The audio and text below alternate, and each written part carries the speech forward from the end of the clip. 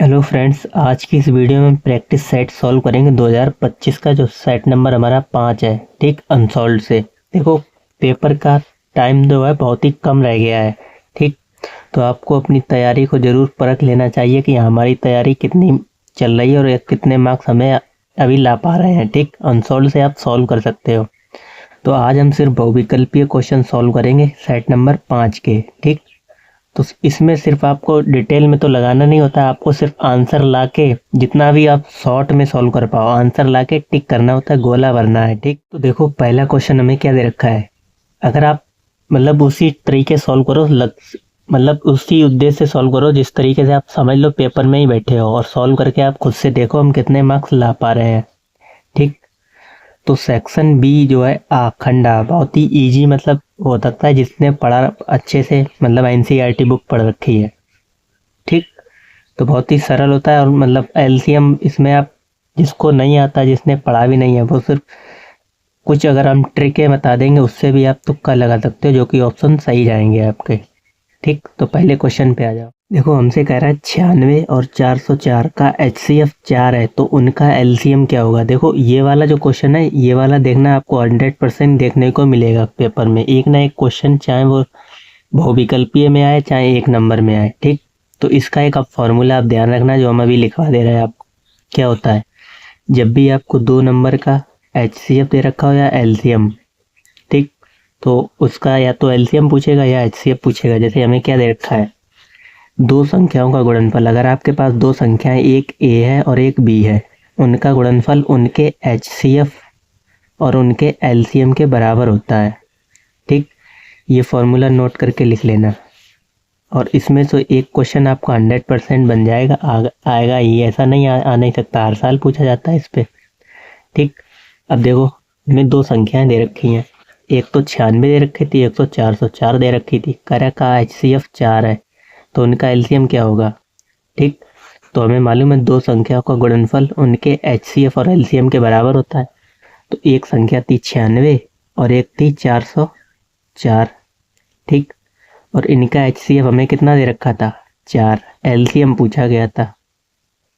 ठीक, तो ये चीज़ डिवाइड में आ जाएगी, आप बोलोगे सर बिल्कुल आ जाएगी, यानी 96 गुणे 404, ये 4 डिवाइड में आ जाएगा बराबर में एलसीएम। ठीक, 4 से काटोगे 101 बार। ठीक, अब कुछ थोड़ी बहुत आपको हेल्प जो है ऑप्शन से भी लेनी है। अब ये बचा है 96 गुणे 101। ठीक, अच्छा आप करोगे क्या, आप क्या पूरा गुणा करने जाओगे कि इस तरीके से लिखोगे 101 गुणे 96 फिर गुणा करोगे। ठीक, अगर इस तरीके से करोगे आपका पड़ोसी वो तीसरे क्वेश्चन पे होगा जब तो आप यही कर रहे होगे। ठीक, आप करोगे क्या, अगर यहाँ पे आप मान के चलो कि अगर 100 होता, कितना यहाँ पे 100 होता तो गुणा करते तो 96 100 हो जाता, बिल्कुल हो जाता। आप कहेंगे सर, तो हमारा जो ऑप्शन होगा लगभग 96 100 के आसपास होगा। तो देखो मिला लो, ये क्या 96 100 के आसपास है, नहीं है। ये 96 100 के आसपास है, नहीं है। ये है 96 100 के आसपास, नहीं है। तो यही है ऑप्शन नंबर डी सही हो जाएगा। ठीक, हमें स्मार्ट वर्क के साथ साथ हार्ड वर्क के साथ साथ स्मार्ट वर्क भी करना है, ना कि आप पूरा सॉल्व करो। ऑप्शन किस लिए होते हैं, आपको शॉर्ट मतलब जितना भी शॉर्ट लगा सको उसी लिए। ठीक, और यहाँ से सीधा समझ सकते थे, अगर 96 का गुणा आप 1 में करोगे 96 और 10 में करोगे 996 96 आएगा पूरा उत्तर। ठीक, तो ये फॉर्मूला याद रखना, इससे हम कई क्वेश्चन आपको दिखा सकते हैं इसमें। अगर आप पलट के देखोगे कई क्वेश्चन आपको मिल जाएंगे। ठीक, देखो यहाँ पे, और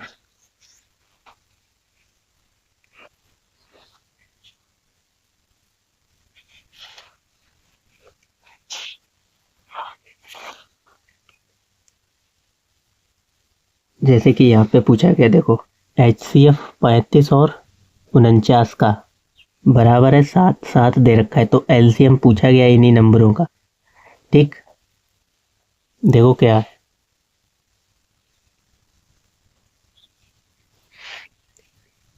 HCF हमें दे रखा है 35 और 49 का कितना, 7। ठीक, तो ऐसे ही लगता है दो संख्याओं का गुणनफल यानी 35 गुणे 49।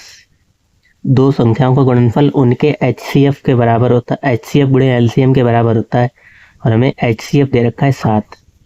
तो HCF गुणे LCM, तो HCF कितना दे रखा है 7 और 35 गुणे 49, और हमसे पूछा क्या गया था, LCM पूछा गया है।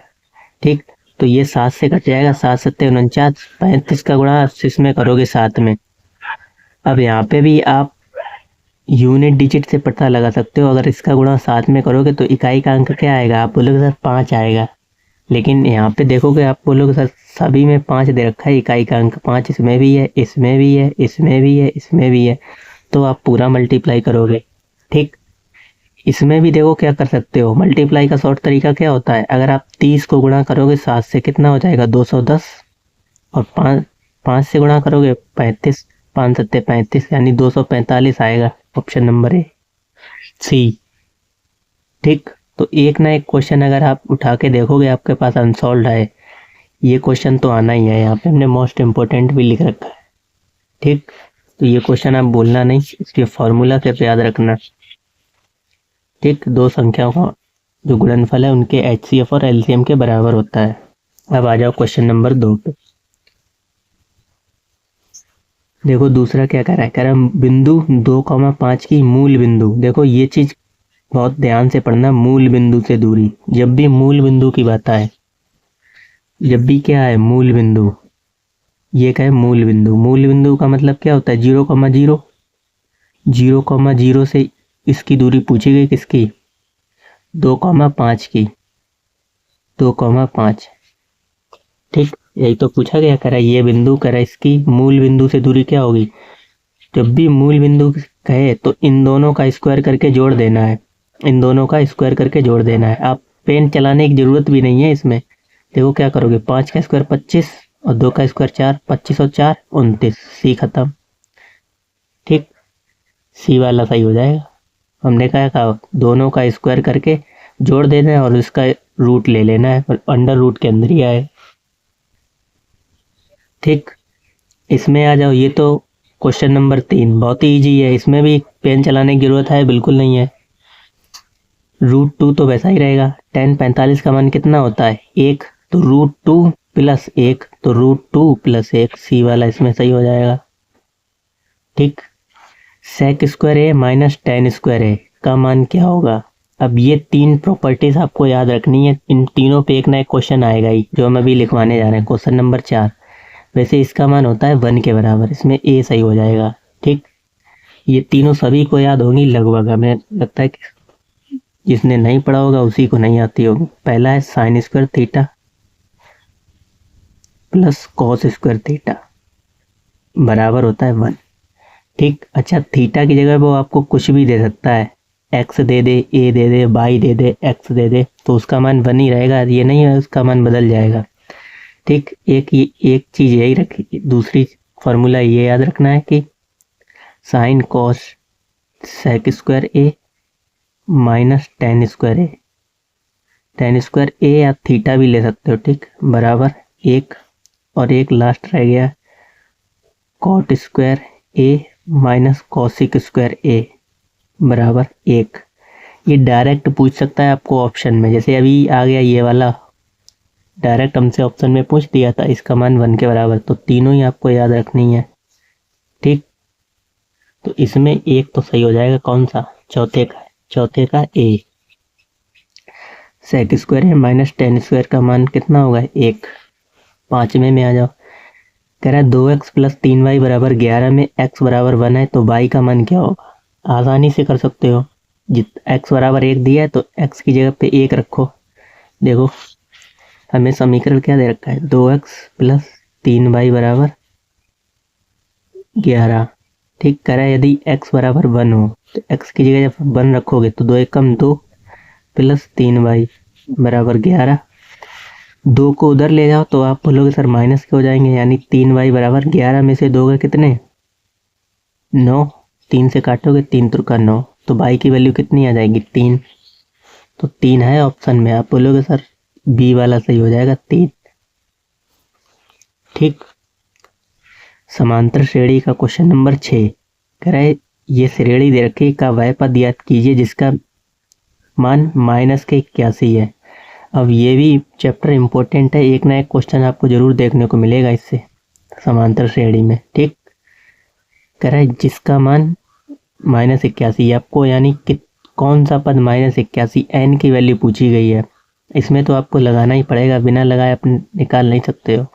ठीक, तो देखो आपको लगाना शॉर्ट से शॉर्ट ही है, ये नहीं पूरा डिटेल में लिखो, हमें समझा रहे हैं तो हमें यहाँ पे लिखना पड़ रहा है। ठीक, देखो यानी श्रेणी हमें दे रखी थी 21,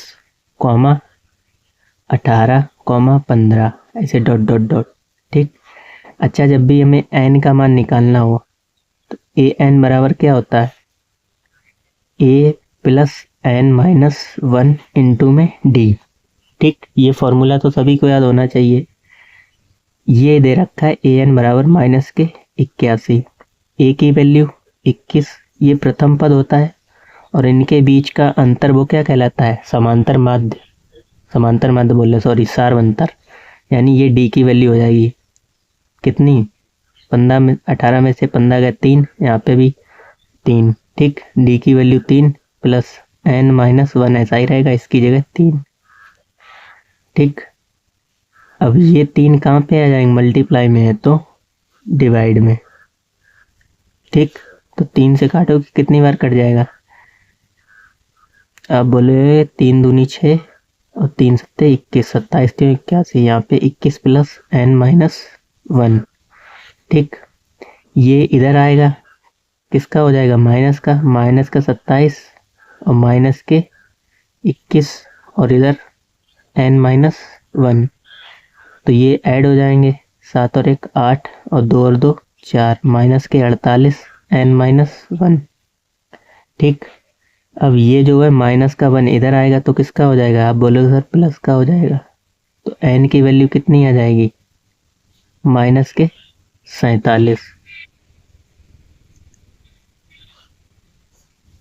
ठीक,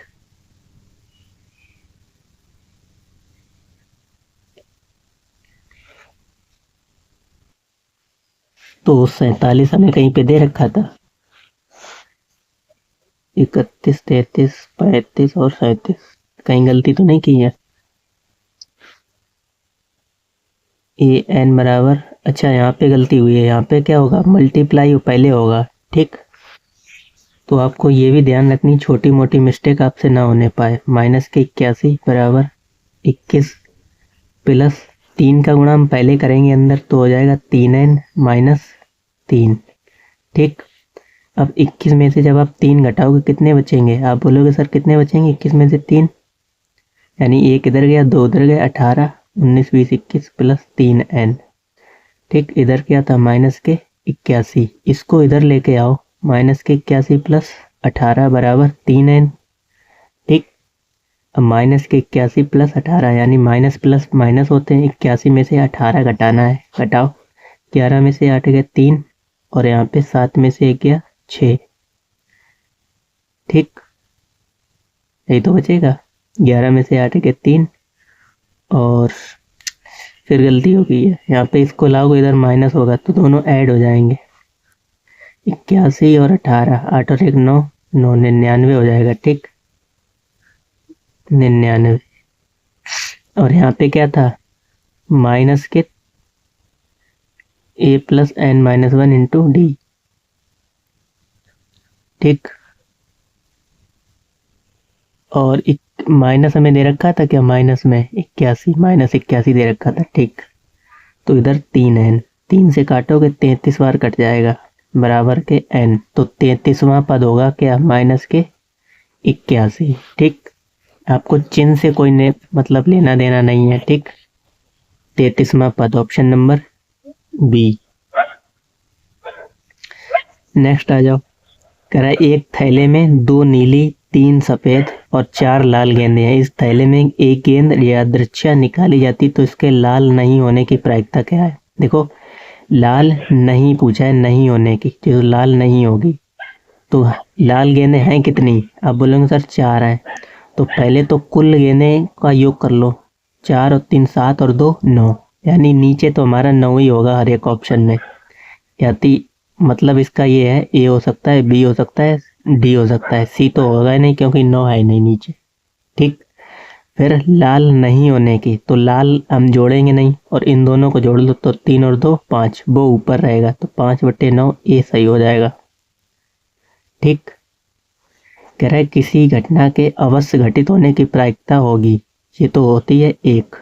ठीक, ये नोट करने वाला पॉइंट है। नेक्स्ट आ जाओ। कह रहा है यदि दिए गए चित्र में डी ई ये वाली लाइन इसके पैरेलल है तो इसका मान क्या होगा, डी ई बट्टे बी सी, डी ई बट्टे बी सी का मान क्या होगा। ठीक, अच्छा जब ये लाइन इसके पैरेलल है तो ये त्रिभुज कैसे होंगे, समरूप त्रिभुज होंगे। ठीक, और समरूप त्रिभुज में दोनों त्रिभुज की भुजाओं का अनुपात बराबर होता है। अगर हम आपसे ये पूछें टोटल ए बी कितनी होगी, ए बी, तो आप बोलेंगे सर 3 और 6 9 होगी। ऐसे यहाँ पे ए सी पूछे तो 4 और 2 6 होगी। यानी आप लिखोगे हमें डिटेल तो करना नहीं है, अगर वैसा होता तो हम डिटेल करते। इसमें आपको सिर्फ ये चीज़ निकालनी है, इसका अनुपात बराबर होगा ए डी बट्टे, देखो ये चीज़ बराबर होगी, चूंकि सब त्रिभुज समरूप हैं तो डी ई बट्टे बी सी, इसका अनुपात बराबर होगा किसके, ए डी बट्टे बी डी, और इसका अनुपात होगा ए सी ए ई बट्टे ए ई, ए सी। ठीक, अच्छा हमने ए डी कितनी निकाली है, देखो ए डी तो हमें 3 दे रखी है ऑप्शन में, देखो ऑप्शन बोल रहे हैं क्वेश्चन में ए डी यहाँ से यहाँ तक कितनी है 3, और टोटल कितनी है ए बी, आप बोलोगे 6 और 3 9, तो रख दो ए डी की जगह कितनी 3 और इसकी जगह 9, तो 1/3। ठीक, हमसे किसका अनुपात पूछा गया था, डी ई बट्टे बी सी। अगर ये तीनों बराबर हैं, किसी हमने एक का मान निकाल लिया तो इसका भी मान 1/3 होगा, इसका भी 1/3, इसका भी 1/3, क्योंकि तीनों का अनुपात बराबर है। 1/3 ऑप्शन में कहीं दिखाई दे रहा है, तो ए वाला ऑप्शन सही हो जाएगा 1/3। ठीक, नेक्स्ट आ जाओ। एक बिंदु Q से एक वृत्त पर स्पर्श रेखा की लंबाई 24 सेंटीमीटर तथा Q की केंद्र से दूरी 25 सेंटीमीटर वृत्त की त्रिज्या पूछी गई है। ठीक, देखो क्या करना था इसमें, ये भी बहुत सरल है, इसको ही हम आपको ट्रिक बताएंगे। अभी हमसे ये कह रहा था क्वेश्चन, एक बिंदु Q से एक वृत्त है आपके पास। ठीक,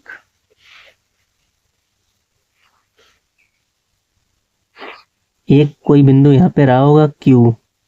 ठीक, इसकी जो है स्पर्श रेखा से दूरी यहाँ पे स्पर्श करती हुई जा रही है, इसकी दूरी हमें दे रखी है 24 सेंटीमीटर, 24 सेंटीमीटर। ठीक, और इसकी केंद्र से यहाँ पे कोई बिंदु Q है, इस और इसी बिंदु Q की केंद्र से दूरी दे रखी है कितनी, 25। ठीक, दूरी 25 है, 25 सेंटीमीटर। हमसे ये पूछा है, ये त्रिज्या ज्ञात कीजिए, ये चीज। ठीक, अब आपको मालूम होगा वृत्त की स्पर्श रेखा से यहाँ पे अगर त्रिज्या ये लंब होती है, यानी ये इसके साथ 90 डिग्री बनाएगी। ठीक, और जब भी आपको ये जो दो भुजाएं मालूम है, ये समकोण त्रिभुज ही तो बनना है जिसमें दो भुजाएं मालूम है, एक आसानी से निकाल सकते हो, बिल्कुल निकाल सकते हैं। और ये चीज़ आप ध्यान रखना, ये पाइथागोरस ट्रिपलेट्स होता है, इसको बोलते हैं पाइथागोरस ट्रिपलेट, 7 24 25। ठीक, यानी किसी त्रिभुज की अगर हमें दो भुजाएं मालूम है, एक 24 एक 25, तो तीसरी भुजा ऑटोमेटिकली साथ ही होगी। ठीक, तो ये चीज आपको ध्यान रखनी है। अगर ये आ जाए 3 4 5, ये भी पाइथागोरस ट्रिपलेट्स ही होता है। यदि किसी त्रिभुज की दो भुजाएं 4 और 5 दे रखी हो तो तीसरी भुजा हमेशा 3 होगी। ठीक, ये दोनों आप ध्यान रखना, एक तो ये और एक तो ये। अब जिसको नहीं आता होगा वो इसको पाइथागोरस प्रमेय भी लगा सकता है यहाँ से, इसको ओ मान लेना, इसको ए बिंदु मान लेना, जो भी आप मान सको। ठीक, और पाइथागोरस प्रमेय निकालोगे तो ये चीज़ साथ ही आएगी। ठीक, निकाल के देख लेना। नेक्स्ट आ जाओ, 11वां क्वेश्चन। ये भी क्वेश्चन बहुत पूछा जाता है और इसको जरूर लगाना है। देखो, अगर आप कम से कम 10 से 15 सेट आपने पूरे पूरे अच्छे से सॉल्व कर लिए तो वही क्वेश्चन ही रिपीट होते हैं, कोई नया क्वेश्चन नहीं होता है। ठीक, जरूर हो सकता है अंक जरूर बदले होंगे बस। ठीक, कम से कम हम दावे से कह सकते हैं, अगर जिसने 15 सेट लगा लिए वो कम से कम 70 में से तो 40 नंबर 40 क्यों, 70 में तो 60 नंबर तो उसके पक्के ही हो गए। ठीक, देखो कह रहा त्रिज्या 6 सेंटीमीटर वाले एक वृत्त के त्रिज्यखंड जिसका कोण 30 डिग्री के संगत चाप की माप क्या होगी। देखो, हमें एक वृत्त का त्रिज्यखंड दे रखा है, त्रिज्यखंड पढ़ा होगा आपने, ये चीज, ये त्रिज्यखंड कहलाता है। यहाँ से यहाँ तक इसकी लंबाई हमसे पूछी गई, चाप की लंबाई, इसको हम चाप बोलेंगे यहाँ से यहाँ तक। ठीक, इसकी लंबाई पूछी गई और कोण हमें दे रखा है 30 डिग्री और ये त्रिज्या दे रखी है 6। ठीक, हमसे चाप की लंबाई पूछी गई तो इसका फॉर्मूला होता है θ/360 2πr गुणे 2πr। ठीक, आर की वैल्यू कितनी दे रखी है 6, पाई तो यही रहेगा 2। ठीक, गुणे थीटा की वैल्यू 30 डिग्री और बटे में 360। कई लोगों का प्रश्न होगा, सर आपने पाई की वैल्यू क्यों नहीं रखी, हमें ये बताइए कि 22/7 होती है और एक तो होती 3.14 पॉइंट में। ठीक, हमने इसलिए नहीं रखी क्योंकि हमने पहले ही देख रखे हैं कि हमने ऑप्शन पहले ही देख ली थी कि ऑप्शन हमें पाई में दे रखा है। ठीक, अगर पाई में नहीं होता तो हम पाई की वैल्यू रखते हैं। ठीक, तो ये भी आपको चीज ध्यान देनी होगी। अब देखो, एक जीरो खत्म। ठीक, और यहाँ पे 6 दूनी 12, अगर गुणा करोगे 6 दूनी 12 यानी 12 3 36 और 3 से 3 खत्म, सिर्फ पाई बचेगा। तो पाई सेंटीमीटर जो भी दे रखा हो ये आपका उत्तर हो जाएगा। ठीक, जिसको नहीं समझ में आया हो काटा पीटी वो दोबारा देख लो। यहाँ पे था 2 पाई और 6, आप ऐसे भी काट सकते थे, 1 0 से 1 0 खत्म, 3 से कितने बार कटेगा 12 बार, फिर 2 से 6 बार और 6 से 6 खत्म, पाई बचेगा। कैसे भी काट लो। ठीक, तो पाई आपका कहीं पे है, अब बोलो सर बी वाले में है तो बी वाला सही होगा। ठीक, आप अपना स्कोर चेक करो कितने आप लगा पा रहे हो। ठीक, 20 में से आप अभी तक बने रहना वीडियो में, देखना 20 तक हम कितने सॉल्व कर पा रहे हैं, यानी हमारे कितने आ रहे हैं। ठीक, मार्क्स भी आप चेक कर सकते हो। कह रहा है 3 सेंटीमीटर त्रिज्या के एक ठोस बेलन की ऊंचाई 5 सेंटीमीटर है। एक समान त्रिज्या का अर्धगोला उसके शीर्ष पर रखा है, तो इस ठोस का कुल पृष्ठीय क्षेत्रफल क्या होगा। ठीक, अब देखो इसमें भी आंसर आपको क्या दे रखा है, पाई में दे रखा है तो पाई की वैल्यू नहीं रखनी है। ठीक, तो इसमें थोड़ा कुछ कैलकुलेशन है, बस कैलकुलेशन ज़्यादा भी नहीं कह सकते।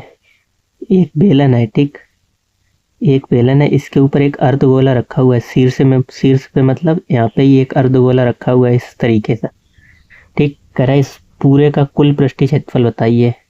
ठीक, तो कह रहा है इसकी त्रिज्या कितनी है 3 सेंटीमीटर त्रिज्या, यहाँ से यहाँ तक हमें दे रखी है 3 सेंटीमीटर त्रिज्या आर बराबर।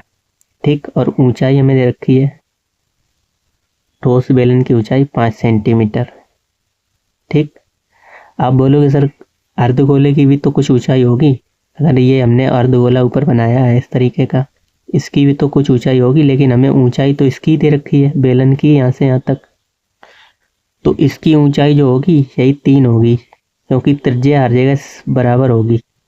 ठीक, इसकी ऊंचाई 3 होगी, तो हम दोनों का क्या निकालेंगे, पृष्ठीय क्षेत्रफल और जोड़ देंगे, तो वही हमारा आंसर हो जाएगा। इसका पृष्ठीय क्षेत्रफल क्या होता है बेलन का 2 पाई RH, और इसका क्या होता है बेलन का वो अर्धगोले का पृष्ठीय क्षेत्रफल 2 पाई स्क्वायर। ठीक, अर्धगोले का पृष्ठीय क्षेत्रफल 2 पाई r²। यहाँ से कुछ कॉमन है, देखो 2 पाई r और 2 पाई r दोनों जगह से कॉमन है तो कॉमन ले लेंगे। 2 पाई r अंदर क्या बचेगा h+r। ठीक, अब पाई की वैल्यू हमें रखनी है, r की रखनी नहीं है, और r की वैल्यू दे रखी है 3, तो 3 दूनी 6 h+r। ठीक, अब क्या करोगे, यहाँ पे 6 पाई, h कितना रखोगे 3 और 5 8।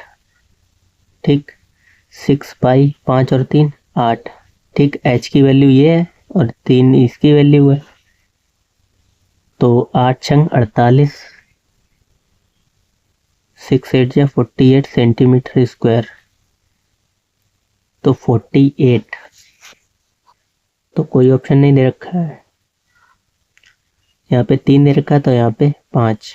3 सेंटीमीटर त्रिज्या का ठोस बेलन 5 एक समान त्रिज्या के अर्धगोले के शीर्ष पर रखा इस ठोस का कुल पृष्ठीय क्षेत्रफल क्या होगा। ठीक, तो कहीं पे मिस्टेक की है क्या,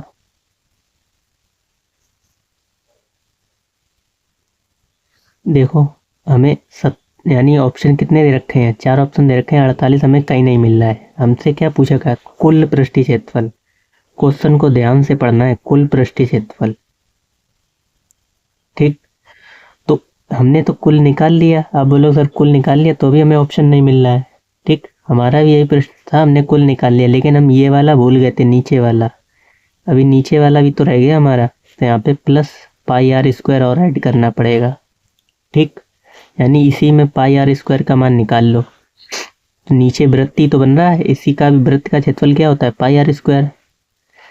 ठीक, तो पाई r² यानी पाई की वैल्यू तो हमें रखनी है, r की वैल्यू 3, 3 का स्क्वायर 9, तो 9 पाई और हो जाएगा यहाँ पे 48 पाई प्लस 9 पाई, जोड़ो कितने हो जाएंगे, 2 इधर दे दो 50 और 7 57 पाई सेंटीमीटर स्क्वायर। ठीक, तो डी वाला आपका सही हो जाएगा ऑप्शन में, 57 सेंटीमीटर। ऑप्शन में एक फायदा ये भी रहता है, अगर हमें गलत लग रहा है, मतलब हमें आंसर तो दे ही रखा होता है एक तरीके से, अगर हमारा नहीं आ रहा है तो हम चेक भी कर सकते हैं ऑप्शन में, जैसे अभी इसी क्वेश्चन में हमारे साथ हुआ है। ठीक, क्वेश्चन नंबर 13 कह रहा है एक वृत्त की स्पर्श रेखा के स्पर्श बिंदु को केंद्र से मिलाया गया है, इस प्रकार स्पर्श रेखा बिंदु पर स्पर्श रेखा की त्रिज्या के साथ बने कोण का मान होगा। तो अभी तो हमने समझाया ही था ऊपर आपको, जो हमने ये वाला क्वेश्चन किया था, देखो इसी से समझा देंगे आपको। कह रहा है एक वृत्त की स्पर्श रेखा, ये वृत्त की स्पर्श रेखा ही तो है AQ, आप बिल्कुल है। ठीक, एक वृत्त की स्पर्श रेखा के स्पर्श बिंदु, अब इसको हम बोलेंगे स्पर्श बिंदु, ये वाला जो बिंदु होगा, ठीक, स्पर्श बिंदु ये कहलाएगा। स्पर्श बिंदु को केंद्र से मिलाया जाए, इसको हमने यहाँ पे केंद्र से मिला लिया, तो कह रहा है इन दोनों के बीच ये कोण कितने डिग्री का बनेगा, स्पर्श बिंदु से मिलाया गया है, इस प्रकार स्पर्श बिंदु पर स्पर्श रेखा की त्रिज्या के साथ बने कोण का मान क्या होगा। तो 90 कहीं दिखाई दे रहा है, आप बोलोगे सर हाँ ए में दिखाई दे रहा है। ठीक, क्वेश्चन नंबर 14 पे आ जाओ। कह रहा है 1 + tan² A और 1 + cot² A का मान क्या होगा। ठीक, देखो क्या कर सकते हो आप, अभी हमने तीनों प्रॉपर्टी लिखाई थी, उन्हीं का यूज होगा इसमें। 3 प्रॉपर्टी क्या क्या लिखाई थी, देखो यहाँ पे एक तो ये लिखाई थी, इन दोनों का यूज होगा।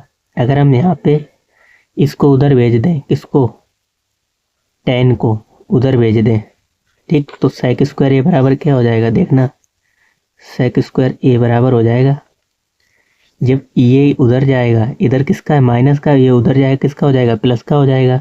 ठीक, तो 1 + tan² A। ठीक, और ऐसे ही हम अगर इसको उधर भेज दें, किसको,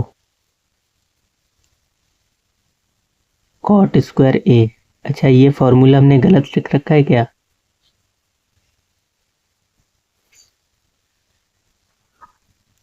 तो यहाँ पे ये कॉसिक पहले होता है, ठीक। कॉसिक स्क्वायर ए माइनस कॉट स्क्वायर ए बराबर होता है 1, ठीक। अब जब इसको उधर भेजोगे, किसको, कॉट स्क्वायर ए को, तो कॉसिक स्क्वायर ए किसके बराबर हो जाएगा, कॉसिक स्क्वायर ए 1 प्लस कॉट स्क्वायर ए के बराबर हो जाएगा। हो जाएगा, बिल्कुल हो जाएगा। और हमें इन दोनों की वैल्यू दे रखी थी क्वेश्चन में, देखो हमें इन दोनों की वैल्यू दे रखी थी 1 प्लस टेन स्क्वायर ए और 1 प्लस कॉट स्क्वायर ए, ठीक। तो इसको बट्टे में कर दो, ये बट्टे में था, इसके बट्टे में ये, ठीक। तो हम कह सकते हैं ये इसके बट्टे में होगा, बिल्कुल होगा, ठीक। स्क्वायर से स्क्वायर हटा सकते हो या रहने दो, ठीक, क्योंकि आंसर हमारा सब में स्क्वायर में है। देखो सेक स्क्वायर ए, आपने ये भी पढ़ा होगा कि सेक ए बराबर होता है क्या, 1 अपॉन कॉस और 1 अपॉन कॉस, और कॉसिक ए बराबर होता है कितना, 1 अपॉन साइन ए, ठीक। इसकी जगह हम क्या लिखेंगे, सेक स्क्वायर ए की जगह ये हो जाएगा ऊपर 1 अपॉन कॉस ए और ये हो जाएगा 1 अपॉन साइन ए, ठीक।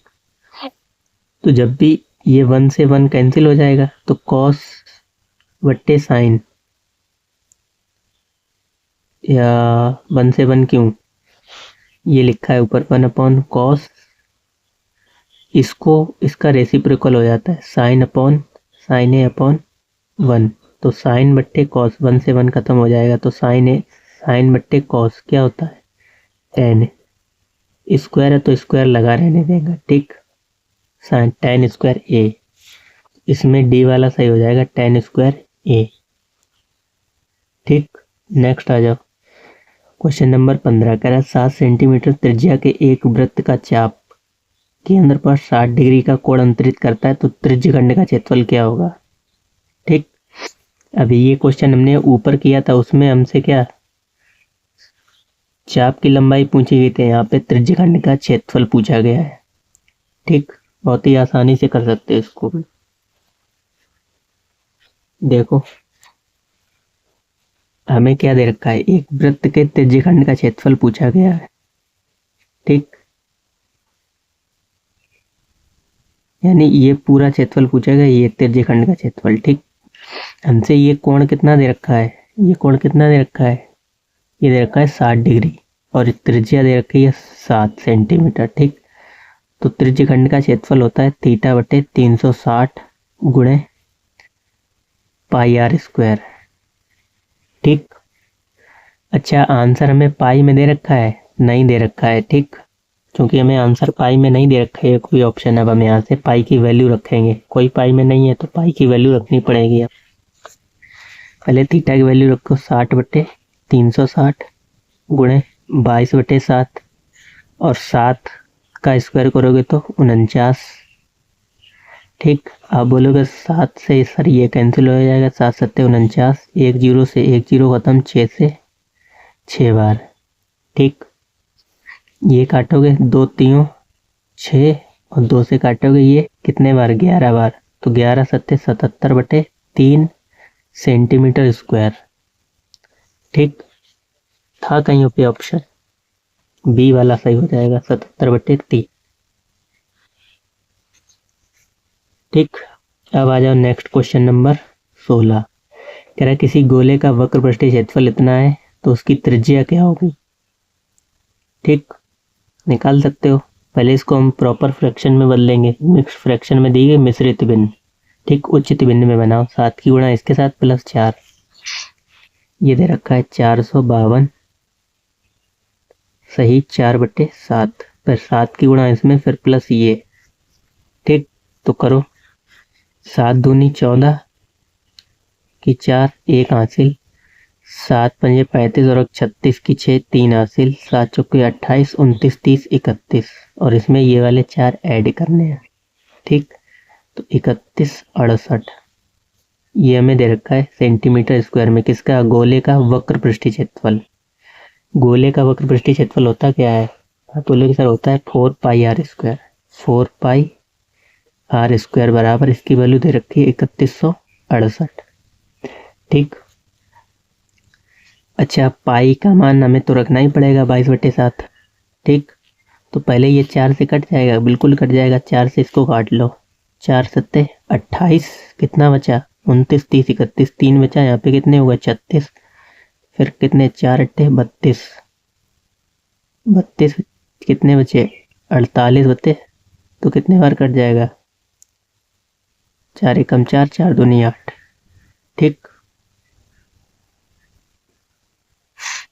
अब देखो पाई का मान जब आप रखोगे 22/7 गुणे आर स्क्वायर बराबर 78 12। अब यहाँ से ये जो नीचे है ये मल्टीप्लाई में जाएगा और ये डिवाइड में आएगा। 78 12 गुणे 7 बटे में 22, और इधर क्या बचा आर स्क्वायर। 11 से कट जाएगा, ये काट के देखो बिल्कुल कट जाएगा।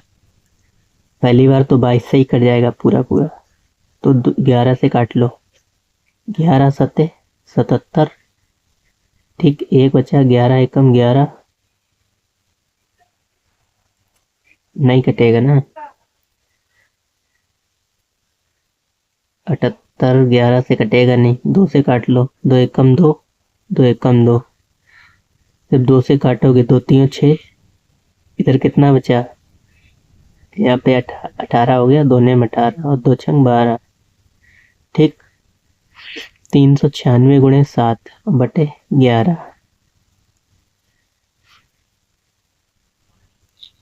तो आगे देखो यहाँ पे हमने क्या किया था, जब हमने इसको कन्वर्ट किया था यहाँ पे हमने गलती की है। कहाँ पे 3168। ठीक, इसके बट्टे में भी तो 7 रहेगा, इसके बट्टे में 7 रहेगा। ठीक। देखो दोबारा देख लो, 4 पाई आर स्क्वायर इसकी वैल्यू दे रखी थी 3168 बटे 7। ठीक। जब आप इसका मान रखोगे, किसका पाई का मान 22/7।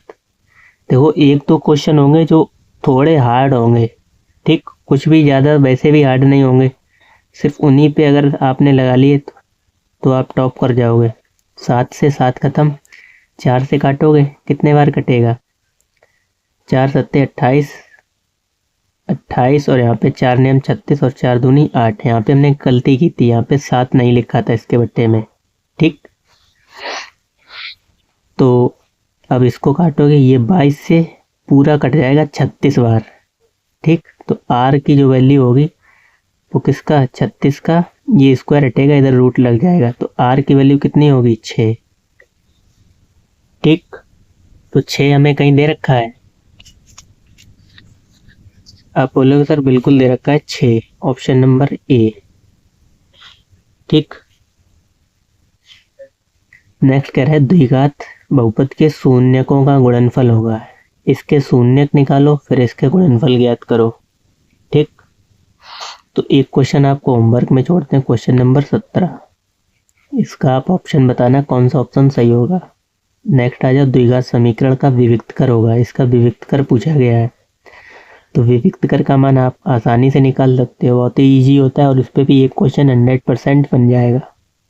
ठीक। तो हमें ये समीकरण दे रखा है, इसका विविक्तकर पूछा गया है। देखो विविक्तकर निकालने का सूत्र आपको मालूम है क्या होता है। विविक्तकर निकालने का सूत्र होता है डी बराबर b² - 4ac। ठीक। विविक्तकर को डी से डिनोट करते हैं। अच्छा, हमें समीकरण क्या दे रखा था, हमें समीकरण दे रखा था 3x² - 4x + 4/3, ये हमें इक्वेशन दे रखा था।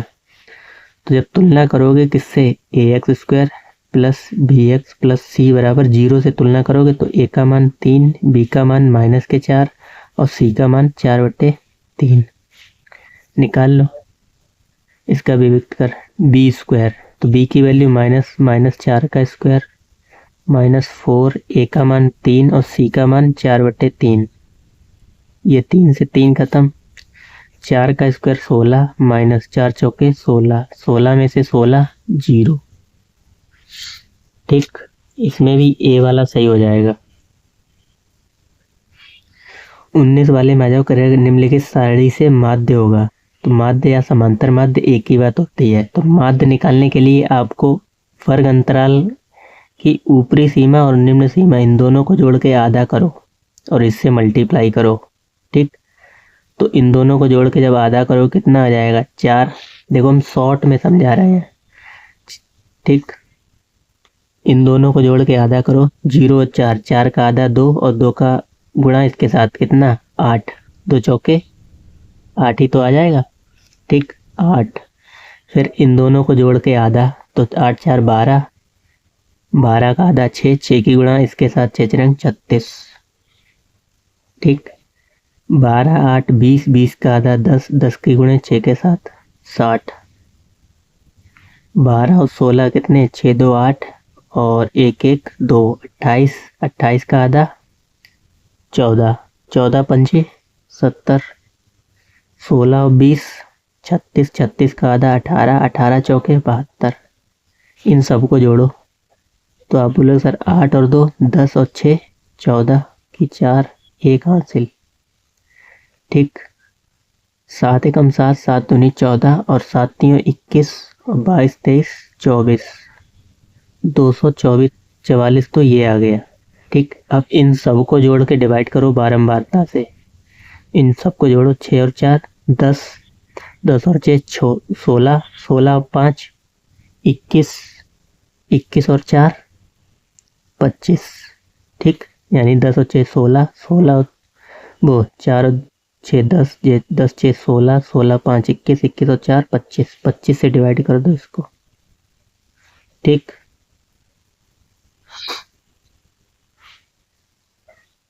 तो 25 से भाग दोगे कितने बार जाएगा? 25 अट्ठे 200 होते हैं और 25 नेमा 225, तो 9 बार जाएगा। ठीक, 9 पॉइंट समथिंग आएगा। तो हमें पूरा डिवाइड करना नहीं है। इसमें 9 है, नहीं है, इसमें 9 है, नहीं है, इसमें ही है, इसमें तो 10 हो गया। ठीक, ये आ जाएगा आपका समांतर माध्य। इसमें माध्य का वर्ग खोजना था, बहुत ही सरल है। इन सब को जोड़ के आधा करो। इन सब को जब जोड़ोगे बारंबारताओं, तो देखो 10 ये हो गया, 12 और 8 20, 20 और 10 30, 30 और 9 39, 39 और 1 40 और 5 45। ठीक, यानी 45 आ गया और इसका आधा करना है। इसका जब आधा करोगे कितना आएगा? 22.5। तो 22.5 किसके अंतर्गत आएगा? इन दोनों के अंदर आएगा। 10 और 0 10 के बीच में 22 आएगा? नहीं आएगा। इनके बीच में नहीं आएगा। इसके बीच में आएगा 22, बिल्कुल आएगा। तो यही ऑप्शन सही हो जाएगा, 20 से 30, 20 से 30 बी वाला। ठीक,